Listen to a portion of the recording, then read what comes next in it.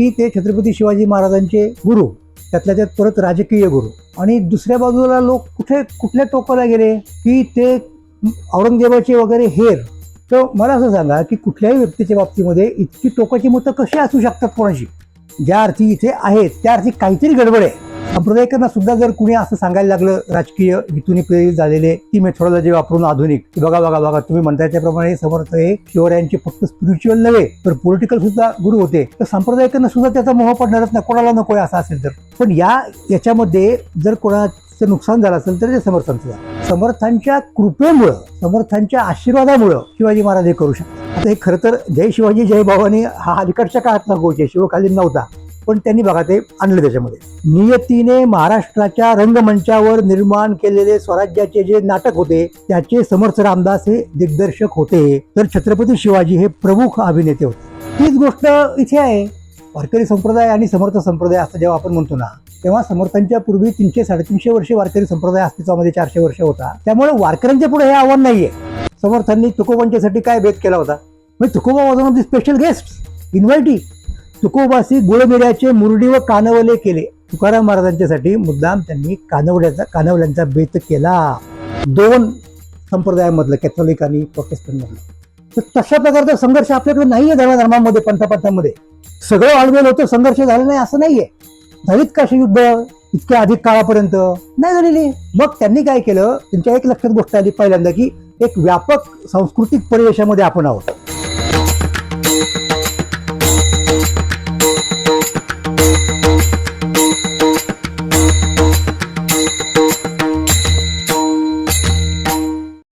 नमस्कार, मी सदानंद मोरे.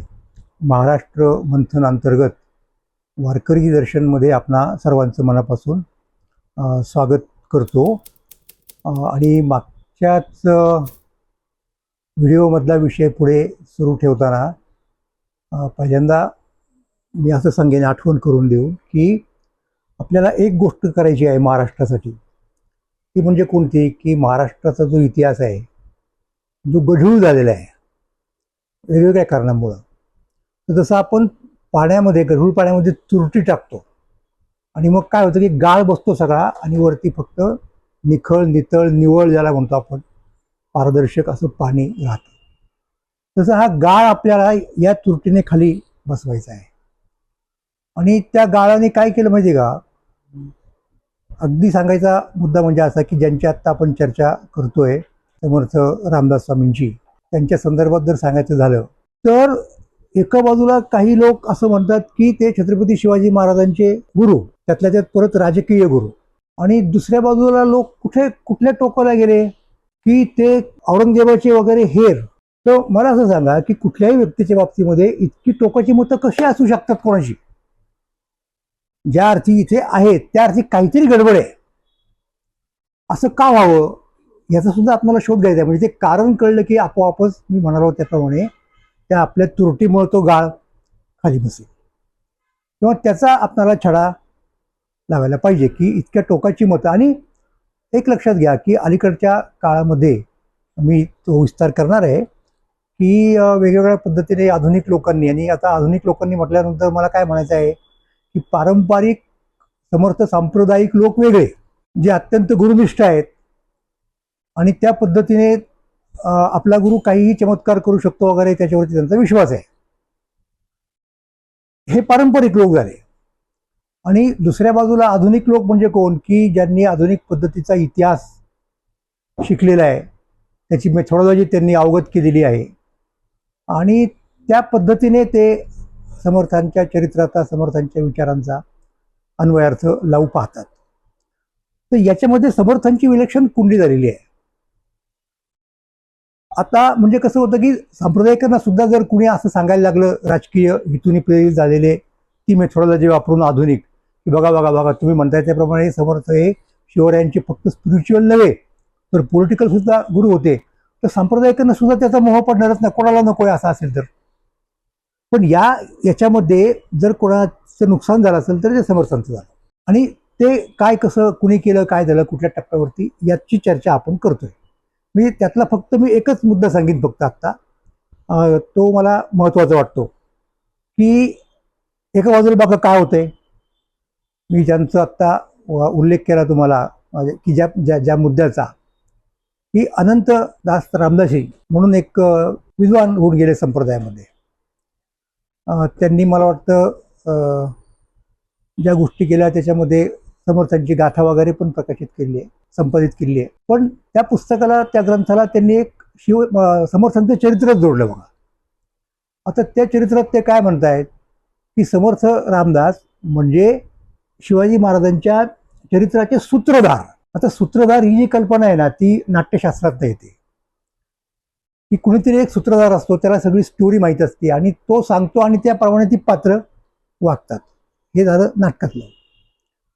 हे ज्या वेळेला अगदी ज्याला आपण कळसूत्री बाहुल्यांचा खेळ म्हणतो का नाही, तो जो कुणी असतो त्यालाही सूत्रधार म्हणतात आणि तो अक्षरशः त्या दोऱ्यांच्या साह्यानं त्यांच्या हालचाली घडवतो. तर जेव्हा आपण सूत्रधार म्हणतो शिवाजी समर्थांना आणि शिवाजी महाराजांना, जणू काही असंच ठरवतो ना मग, की हे त्यांच्याकडनं करवून घेतात. आता अशा पद्धतीचा विचार करायला पारंपरिकांची सुद्धा फारशी हरकत नसणार आहे पूर्वी. पण तिथे त्यांचा मुद्दा काय असणार की समर्थांच्या कृपेमुळं, समर्थांच्या आशीर्वादामुळं शिवाजी महाराज हे करू शकतात. आणि हे जे लोक आहेत ना अलीकडच्या काळातले, त्यांना समर्थांच्या कृपेपेक्षा, आशीर्वादापेक्षा समर्थांनी केलेली मंत्रणा, म्हणजे जेव्हा पारंपरिक लोक मंत्र हा शब्द उच्चारतात तेव्हा उदाहरणार्थ त्यांना त्रयोदशाक्षरी मंत्र रामदासांनी दिलेला, किंवा आणखीन इकडचा पंचाक्षरी असेल, षडाक्षरी असेल, वेगवेगळ्या संप्रदायांचा तो मंत्र अभिप्रेत असतो. आणि यांना ती मंत्रणा म्हणजे राजकीय सल्ला मसलत वगैरे वगैरे ही अभिप्रेत असते. तर हा त्याच्यामधला फरक आहे. मग आत्ताच्या लोकांना काय माहिती आहे? आत्ताच्या लोकांना दिग्दर्शक माहिती आहे, सूत्रधार माहीत नाही. तर अलीकडच्या काळातले समर्थ भक्त आणि विद्वान सुनील चिंचोळकर यांनी सुद्धा पुस्तकं लिहिली. त्यातलं एक पुस्तक शिवाजी आणि रामदास. तर त्या पुस्तकात ते काय म्हणतायत, शिवाजी आणि रामदास यांच्या भेटीमुळेच महाराष्ट्राच्या इतिहासात नवचैतन्य निर्माण झाले. मानसिक दौर्बल्यातून जन्मलेले शांतीचे पर्व संपले व आत्मविश्वासाने भरलेले क्रांतीचे पर्व सुरू झाले. मृतप्राय मराठी समाज संजीवित झाला. जय जय रघुवीर समर्थ आणि जय शिवाजी जय भवानी हा महाराष्ट्रीय स्वातंत्र्याचा महामंत्र निनादू लागला. दऱ्याखोऱ्यातून, डोंगर पठारांवरून, कडेकपारींमधून, घराघरातून ब्राह्मतेज आणि क्षात्रतेज यांचा अपूर्व संगम झाला होता. आता पुढचं बघा. आता हे खरं तर जय शिवाजी जय भवानी हा अलीकडच्या काळातला गोष्ट आहे, शिवकालीन नव्हता, पण त्यांनी बघा ते आणलं त्याच्यामध्ये. नियतीने महाराष्ट्राच्या रंगमंचावर निर्माण केलेले स्वराज्याचे जे नाटक होते त्याचे समर्थ रामदास हे दिग्दर्शक होते, तर छत्रपती शिवाजी हे प्रमुख अभिनेते होते. आता यांनी काय होतं, पारंपरिक रामदासी पंथीयांना हे अभिप्रेत नाही. इथे तुम्ही कल्पना करा, म्हणजे ते दिग्दर्शक काय करतो, तो आधी करतो ऍक्टिंग करून दाखवतो किंवा सांगतो तरी कमीत कमी, आणि मग त्याप्रमाणे ते जे अभिनेते असतात ते अभिनय करतात. तर तशा प्रकारचा संबंध छत्रपती शिवाजी महाराज रामदास स्वामी यांच्यामध्ये आहे, असं हे आधुनिकांच्याकडनं मांडलं गेलं. तीच गोष्ट बाकीच्या संदर्भातली आहे. आता उदाहरणार्थ आपण दोन मी तुम्हाला ट्रँगल म्हटलो की नाही, बर्म्युडा ट्रँगल, त्याच्यामध्ये छत्रपती शिवाजी महाराज, समर्थ रामदास आणि तुकाराम महाराज यांचा उल्लेख केला. आता पारंपरिक रामदासी सांप्रदायिकांचा वारकरी संप्रदायाकडे म्हणजे तुकोबांच्या आणि स्वतः तुकोबांच्याकडे पाहण्याचा दृष्टिकोन काय होता? एक लक्षात घ्या की कुठलाही संप्रदाय त्याच्यासाठी आपला गुरु, आपला संस्थापक हा इतरांपेक्षा श्रेष्ठ असतो. पण याचा अर्थ असा होत नाही की ते त्या इतरांना वाईट टाकतात किंवा त्यांचं आणि यांचं शत्रुत्व आहे असं दाखवतात, असं नाही. होता होईल ते प्रयत्न त्यांना आपल्यात घेण्याचा आणि काही प्रमाणात त्यांचं महत्त्व मान्य करून आपल्या गुरुचं त्याच्यापेक्षा थोडं अधिक असल्याचा, असाच तो प्रयत्न असतो सामान्य. विशेषतः भारतामध्ये आपल्याला हे जास्त प्रमाणात दिसून येईल, म्हणजे ती जी एक सरमिसळ करण्याची आपल्याकडे परंपरा आहे.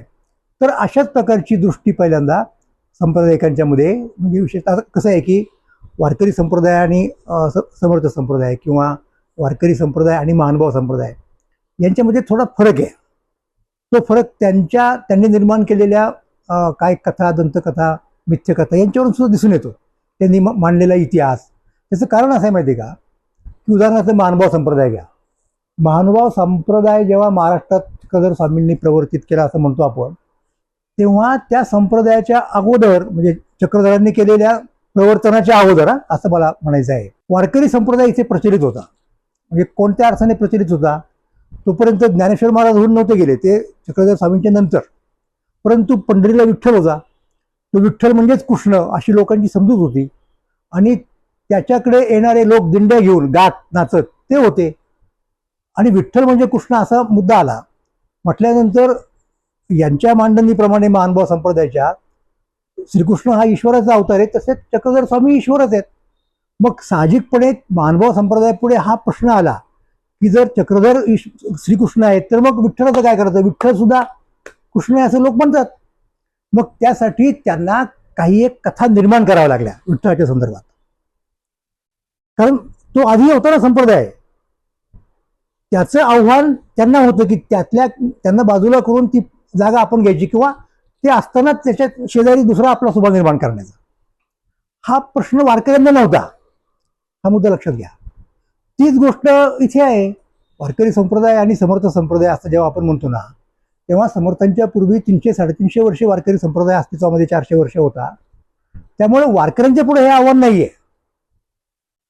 समर्थ संप्रदायिकांच्या पुढे की आपल्या एक नवीन विचारधारा आहे, नवीन मांडणी आहे, तिचं काय करायचं, ती कशी याच्याशी जुळवून घ्यायची की विरोध करायचा, हा बऱ्याच वेळा प्रॅक्टिकल मुद्दा असतो.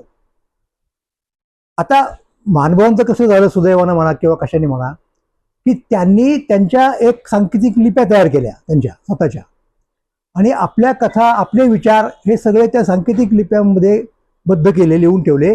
आणि त्या लिप्या फक्त अधिकृत दीक्षित सांप्रदायिकांनाच कळणाऱ्या होत्या. त्यामुळे त्यांच्या अंतर्गत काय चाललंय वगैरे ते काय आपल्याबद्दल ते काय म्हणतात हे बाहेरच्या लोकांना कळण्याची संधी नव्हती. त्यामुळे त्याचा प्रतिवाद काय कुणी केलेला नाही.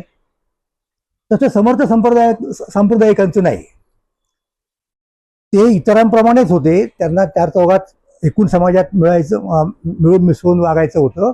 आणि त्यामुळं त्यांच्या पुढे हा प्रश्न होता की या 350 वर्ष असलेल्या संप्रदायाचे आपण काय संबंध ठेवायचे, काय मांडणी करायची, समर्थांचे त्यांचे काय संबंध दाखवायचे, त्यांच्या संतांबद्दल काय म्हणायचं, हा तो मुद्दा त्यांच्या पुढे आला ना. तसं आव्हान वारकऱ्यांच्याकडे नव्हतंच. वारकरी संप्रदाय आधीच एस्टॅब्लिश ज्ञानेश्वर महाराजांपासून त्याच्या अगोदरपासून. त्यामुळे मी तुम्हाला सांगतो, वारकरी संप्रदायात महानुभाव संप्रदायाबद्दल किंवा समर्थ संप्रदायाबद्दल कुठल्याही प्रकारच्या कथा प्रचलित नाहीत, कारण त्यांना गरज नव्हती. तशी यांना गरज आहे, लक्षात घ्या. वारकरी संप्रदायाला डावलून ओलांडून वळसा घालून ते पुढे जाऊ शकत नाही, हा मुद्दा आहे. आणि अर्थात हा मुद्दा काही फक्त टॅक्टिक ज्याला म्हणतो आपण, धोरणाचा राजनीतीचा नाही आहे, लक्षात घ्या. तर काही प्रमाणात मनातूनही पाहिजे ना ते. म्हणून हे असं पाहत होते की मी तुम्हाला मला वाटतं र गोसावींचं मतही सांगितलेलं आहे की ज्याच्यात ते असं म्हटले की समर्थ वारकरी संप्रदायिकांना म्हटले की तुमचा जे आधार. आता हे मला अगोदरच्या काळात जे काही म्हणत होते ते लोक ते सांगायचंय, आणि त्या पार्श्वभूमीवरती मग नंतरच्या लोकांनी काय सांगितलं आणि त्याच्यामुळं कसं नुकसान झालं सगळ्यांचं, सांप्रदायिकांचं झालं, महाराष्ट्राचं झालं, हे मला तुम्हाला त्याच्या आधारे सांगायचं आहे. आता बघा, माझ्याकडे सगळ्यात उपलब्ध पुस्तक जे आहे ना, चरित्र ज्याला म्हणू शकतो आपण समर्थांचं पहिलं, की जो चरित्र लेखक समर्थांच्या काळामध्ये हयात होता, म्हणजे समर्थांचं निर्याण झालं तेव्हा तो काही 20-25 वर्षांचा असेल असं म्हटलं जातं, म्हणजे जरी अधिकृतपणे नसला त्याचा जन्मशक उपलब्ध वगैरे वगैरे. आणि त्यानं चरित्र लिहिलं समर्थांचं, ते पहिलं चरित्र. त्या ग्रंथकाराचं नाव गिरीधर. कधी त्यांचा उल्लेख वेणी गिरीधर केला जातो, कारण वेणाबाई हे त्याच्या गुरुच्या गुरु असं केला जातो. तर ते गिरीधर स्वामी, आणि गिरीधर स्वामींना स्वतः समर्थांचा सहवास लाभला होता, लक्षात घ्या. तर त्याच्यामुळं हे पहिलं चरित्र आहे की जे तुम्हाला त्यातल्या त्यात प्रमाण मानावं लागतं. मग आता मी तुम्हाला सांगतो की त्यांनी पहिल्यांदा वारकरी संप्रदायिक किंवा विशेषतः तुकोबा, कारण आपला महत्वाचा मुद्दा जो आहे ना तो तुकोबांच्या संदर्भातला होता, तर काय म्हटलेलं आहे त्यांच्या संदर्भात हे मी तुमच्या लक्षात आणून देतो. आणि मग ते रामदासांबद्दल वगैरे काय म्हणतात ते आपण त्याप्रमाणे बघूयात. आता असं होतंय की त्यांनी त्यांच्या त्या चरित्रामध्ये पूर्वी होऊन गेलेल्या अनेक साधू संतांचा उल्लेख केलेला आहे, हे लक्षात घ्या. मग त्याच्यात ज्ञानेश्वर महाराज असतील, मुक्ताबाई असतील, वगैरे वगैरे वगैरे. आणि त्यांनी एक अत्यंत महत्त्वाची गोष्ट सांगितलेली आहे. मी तुम्हाला एक गोष्ट अशी सांगेन, त्याच्यावरती आपल्याला स्वतंत्र चर्चा करायचीच आहे, पण एक शक्यता म्हणून आधीच नोंदवून ठेवतो, ती लक्षात ठेवा. म्हणजे त्या कॉन्टेक्स्टमध्ये तुम्हाला पुढचा एखादा व्हिडिओ समजणं अधिक सोपं होईल. की शिवाजी महाराजांना तुकाराम महाराजांनी पत्र लिहिलं, ज्याच्यात सांगितलं की तुम्ही रामदासांच्याकडे जा, समर्थांच्याकडे जा. अशा प्रकारचा एक पत्रव्यवहार अभंगात्मक उपलब्ध आहे. गाथांमध्ये काही सापडतो, काही सापडत नाही. मग त्याच्या आधारे बघा बघा हा पुरावा घ्या, अशा पद्धतीचे काही व्हिडिओज आता मधल्या काळामध्ये आले. ओके, आता ह्याचं नेमकं काय आहे, याचे बाकीचे मुद्दे मी नंतर सांगेन.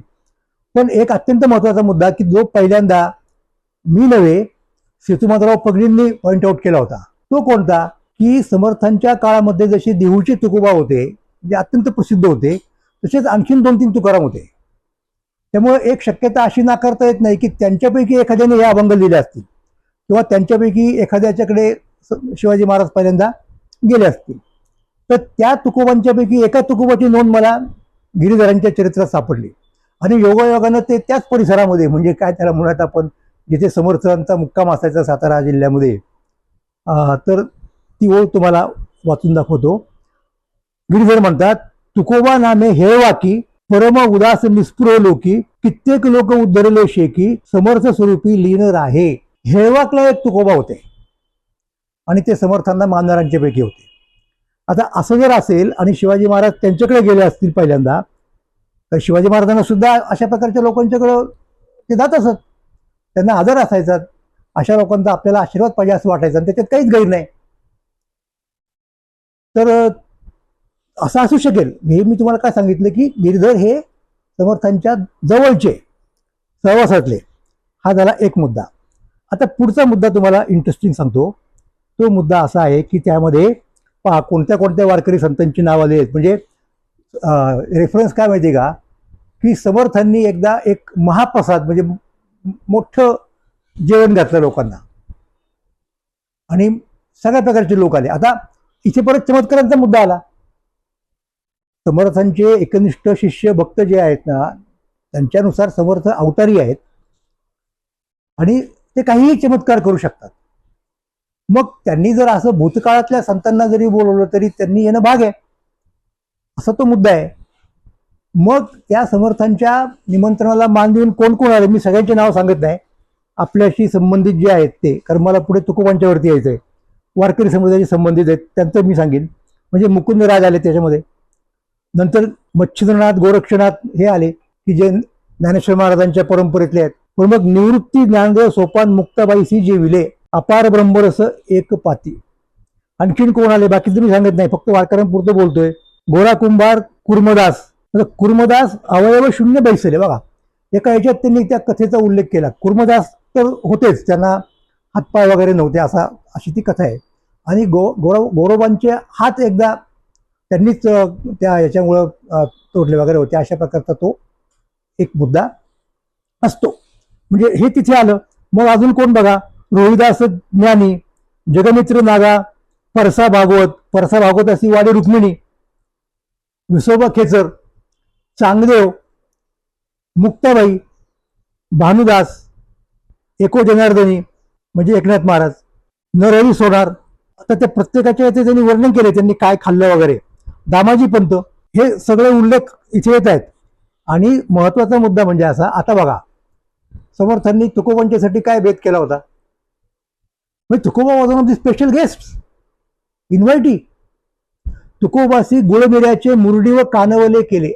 तुकाराम महाराजांच्यासाठी मुद्दाम त्यांनी कानवल्यांचा बेत केला. आणि एवढंच नव्हे तर मी तुम्हाला सांगेन, तुकोबाचा पुत्र परम उदास नारायण नामा पंक्ती, तुकाराम महाराजांचे चिरंजीव नारायण महाराज हे सुद्धा त्या पंक्तीला होते. आता हे सगळं मी का तुम्हाला सांगतोय, ते यासाठी सांगतोय की हे जे चरित्र आहे समर्थांचं, समर्थ प्रताप नावाचं, ते पहिलं चरित्र म्हणता येईल. आणि त्याचे चरित्र लेखक जे होते ते अगदी समर्थांचे समकालीन अशा प्रकारे. आणि समर्थांच्या निर्याणानंतर थोड्याच दिवसांनी तो ग्रंथ त्यांचा लिहिला गेला आणि तो साधारणपणे हे बघा 1603 मध्ये म्हणजे 1681 मध्ये लिहिला गेला. म्हणजे समर्थ गेल्यानंतर थोड्याच दिवसांनी तो लिहिला गेला. याच्यामध्ये या वारकरी संतांचा परामर्श अशा प्रकारे घेतलेला आहे, हे मला तुम्हाला सांगायचं आहे. त्याच्यानंतर पुढचा मुद्दा, आणखीन जे कुणी लोक होऊन गेले चरित्रकार, त्याच्यामध्ये भीमस्वामी तंजावरकर म्हणून एक आहेत आणि दुसरे एक भीमस्वामी आहेत शहापूरकर. तर माझ्याकडे दोन्ही चरित्र आहेत, श्री समर्थांची दोन्ही चरित्र ही या मंडळींनी छापलेली आहेत. तर त्यांची आपल्याला चर्चा करावी लागेल ना. मग त्या चर्चेमध्ये आपल्याला काय दिसून येतं? त्या चर्चेमध्ये आपल्याला असं दिसतं की या मंडळींनी सुद्धा वारकरी संप्रदाय किंवा तुकाराम महाराज इन पर्टिक्युलर यांच्याबद्दल जे लिहिलेले आहे, ज्याच्यावरून आपल्याला त्या दोन संप्रदायांचा संबंध समजतो, त्या काही ओव्या मी तुम्हाला सांगतोय. काय म्हणतायत ते की समर्थांनी वेगवेगळ्या लोकांना बोलावलं. त्याच्यामध्ये काही काही लोक स्वतःहून आले. मग त्यांच्यामध्ये कोण कोण होतं? सज्जन गडासे आले स्वच्छंदाने, इति सर्वजन नमनासी, पुढे तुकाराम इति यांची भेटी, तेही नवल गोष्टी ऐका भावे. ते आले हे समर्थांना कळलं आणि मग काय झालं पुढचा परिणाम बघा. वाद्य लावून या सन्माने आडिले, आलिंगन दिले गुरु राहे. त्यांना वाद्य लावून त्यांचं स्वागत केलं. तयासी बिराड दिले दुजे स्थानी, सर्वांची मनी होते ऐसे. त्यांची सरबराई केली, एक वेगळं राहायला निवासस्थान वगैरे दिलं.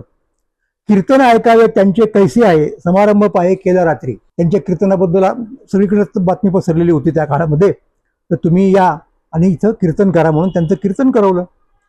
तुकारामांच्याही मनात स्वामीचे कीर्तन हे साचे ऐकावचे. तुकोबांना नाही वाटलं की आपण यांचं कीर्तन ऐकलं पाहिजे.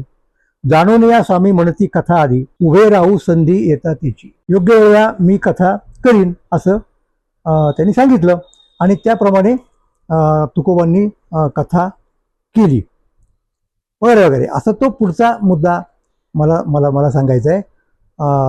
आणि मग तिथे 3 दिवस तिथे राहिले आणि मग 3 दिवसानंतर ते पंढरपूरला गेले असं त्यांनी म्हटलेलं आहे. आता हेही चरित्र लगतच आहे, नंतर फार दिवस झालेले नाहीत समर्थांच्या निर्याणानंतर त्यांनी लिहिलेलं. आता त्याच्या संदर्भामध्ये त्यांचं एक भक्त लीलामृत नावाचं पुस्तक आहे, त्यातलं हे समर्थ चरित्र आहे. आणि त्यांनी त्या समर्थ चरित्रामध्ये भक्त लीलामृतामध्ये जसं मैपतींनी केलेलं आहे, इतरही संतांची नावं किंवा त्यांच्या काय काय म्हणूयात कथा चरित्र दिलेली आहेत, ज्याच्यामध्ये तुकाराम महाराजांचं सुद्धा एक प्रकारचं चरित्र आहे. तर हे मला सांगायचं आहे की ही जी मंडळी आहेत ना अगोदरच्या काळातली, तर त्यांनी आता हे पहा, हे त्यांनी काय केले. आणखीन एक मुद्दा आहे त्याच्यात, त्यांनी तुकाराम चरित्र दिले स्वतंत्र त्यांच्या पद्धतीने दिले. मी तुम्हाला तेच सांगतो ना की त्याच्यात कदाचित तुम्हाला असं दिसेल की बाबा तुकोबांचं स्थान ते समर्थांच्या पेक्षा थोडं खालचं मानणार आणि हे सगळ्या संप्रदायामध्ये होतं, हे मी तुम्हाला सांगतो. आता हे बघा, तुकोबांच्या वया बोलायला त्याचा उल्लेख कसा करतात ते. तुकाराम आले दिवस आनंदे, अभंग स्वच्छंदे लिहितात. विप्री केल्या द्वेष वया बुडविती, जाऊन बैसती तयस्थानी. इंद्रायणी तिरी निद्रा केली तेथे, 13 दिन होते तये ठाई. म्हणजे हे स्वच्छ सांगतात की काही ब्राह्मणांनी तुकोबांचा द्वेष केला. हे कोण सांगताय? हे समर्थ संप्रदायातले एक सांगतायत, नंतरच्या काळातले तंजावरकर भीमस्वामी. मगाशी ते तुम्हाला सांगितलं ते दुसऱ्यांचं असेल कदाचित. तर मग पुढचं कसं आहे बघा. इंद्रायणी तिरी निद्रा केली तेथे, 13 दिन होते शिळेवरी, देवाजीस म्हणती अभंग हे तुम्ही कसा असं स्वामी केले सांगा. माझ्याकडनं तुम्ही का करून घेतले? बुडवा वयाचे होते तरी का आमासी, बुद्धी दिल्यासी करायची. नेत्री अश्रुधारा प्रेमे गैवरले, देवाजी हे आले ते वेळी म्हणती तुकाराम अभंग आहे तुझे, प्राणाहुनी मध्ये प्रिय जाणं. 13व्या दिवशी काढून वयासी, जळ पाहे त्यासी न भिजवी. देव म्हणती मध्ये जीवाहुनी प्रिय, भिजविलं काय जळ यासी. देवनी या वया देव गेल्यावरी, विप्राचे शरीरी कुष्ठवरे. ही वेगळी वर्षण त्यांनी सांगितली, ही वारकऱ्यांच्यातली वर्षण नाहीये.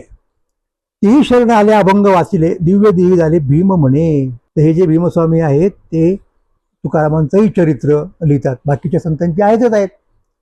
आता पुढचा मुद्दा काही सांगायचा असेल तर, पण मला वाटतं हे पुरेसं आहे की या ठिकाणी समर्थांच्या संप्रदायामधले काही लोक या पद्धतीने वारकऱ्यांच्याबद्दल, तुकोबांच्याबद्दल त्या काळात लिहित होते.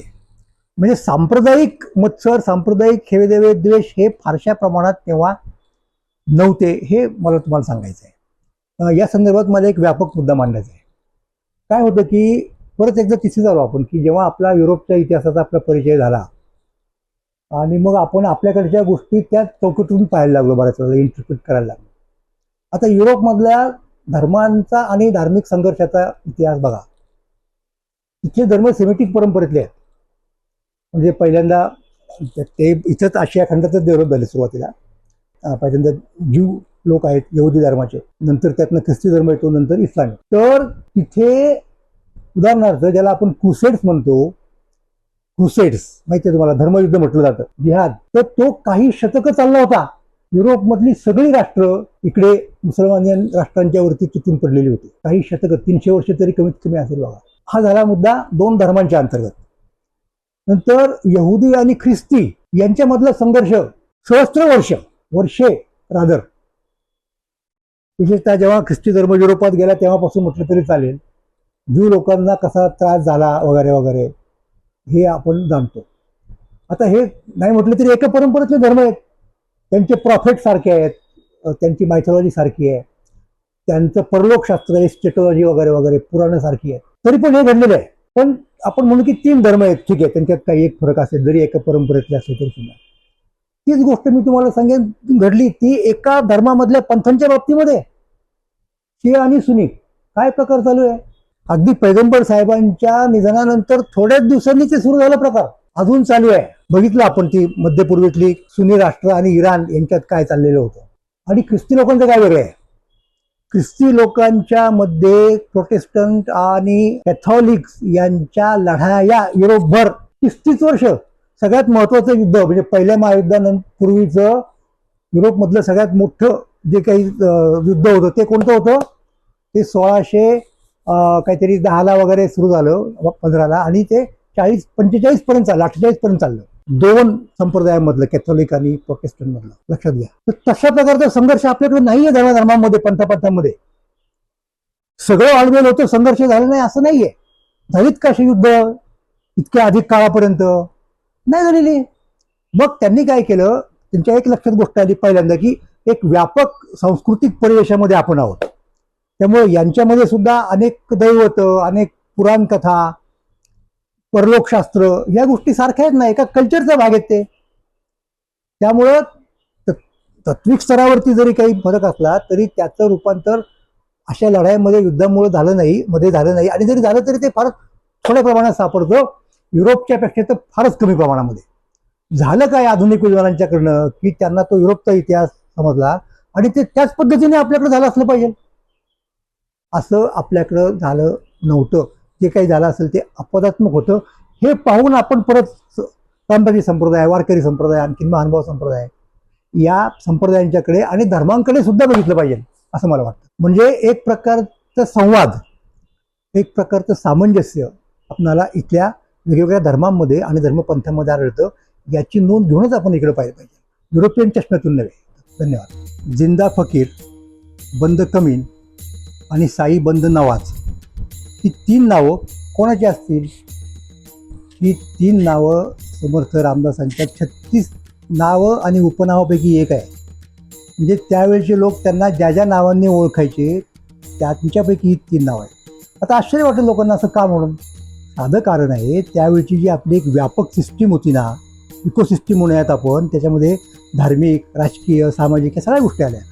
त्याचा इस्लाम हा एक अविभाज्य भाग होता. तो धर्माचाही होता, सत्ताधारी हे इस्लामी होते. त्यामुळं इस्लाम धर्माशी, इस्लाम धर्मीयांशी कायम इंटरॅक्ट होणं, त्यांच्याशी व्यवहार करणं हे सगळ्यांना कॉमन होतं. म्हणजे ते तुकोबा असतील, त्याच्यात एकनाथ असतील, त्याच्यात समर्थ असतील, त्याला टाळता येत नव्हतं. त्यामुळं आपोआपच हे प्रभाव पडत राहिले आणि त्याला रामदासांनी आपत असण्याचं काही कारण नाही. आणि हे मी कशाच्या आधारे सांगतोय, हे आत्माराम स्वामी एक्के हळ्ळीकर यांच्या दास विश्राम धाम या नावाच्या रामदास चरित्रावर.